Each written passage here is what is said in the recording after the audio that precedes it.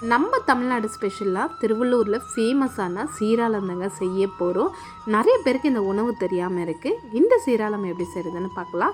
1 cup அளவுக்கு பச்சரிசி, அதே கப் அளவுக்கு கடலைப்பருப்பு, பாசிப்பருப்பு, துவரம்பருப்பு, கொஞ்சமாக உளுந்து சேர்த்து ஒரு 2 மணி நேரம் ஊற வச்சு எடுத்துக்கலாம். இப்போ இந்த பருப்பு எல்லாமே மிக்ஸி ஜாரில் சேர்த்துக்கலாம். ஒரு சின்ன பீஸ் அளவுக்கு இஞ்சி, 6 வரமிளகாய், ஜீரகம், உப்பு அடை மாதிரி அரைச்சிக்கலாம். இப்போ இதையே நம்ம இட்லி பாத்திரத்தில் ஒரு 15 நிமிஷம் ஸ்டீம் பண்ணி எடுத்துக்கலாம். இப்போ இதையே நம்ம சின்ன சின்ன பீஸாக கட் பண்ணிக்கலாம். நம்மளுக்கு என்ன சைஸ் வேணுமோ அந்த சைஸில் கட் பண்ணிக்கலாம். இப்போ பேனில் எண்ணெய் ஹீட் ஆன உடனே கடுகுளுத்த பருப்பு, கடலை பருப்பு, வெங்காயம், பச்சை மிளகாய், கருவேப்பிலை இதெல்லாமே நல்லா ஃப்ரை பண்ணிவிட்டு கொஞ்சமாக உப்பு சேர்த்துக்கோங்க. ஆல்ரெடி நம்ம உப்பு சேர்த்துக்கணும். கொஞ்சமாக மஞ்சள், கொஞ்சமாக பெருங்காயம் பொடி இதெல்லாமே நல்லா ஃப்ரை பண்ணிவிட்டு அதுக்கப்புறமா சின்ன சின்ன பீஸாக கட் பண்ணி வச்சு சீராளமும் சேர்த்து நல்லா கலந்து விட்டுக்கணும். லாஸ்ட்டில் கொஞ்சமாக தேங்காவை துருவி சேர்த்துக்கலாம். இது கூட கொத்தமல்லியை சேர்த்து நல்லா கலந்து விட்டுக்கலாம். இந்த சீராளம் நீங்களும் கண்டிப்பாக ட்ரை பண்ணி பாருங்கள்.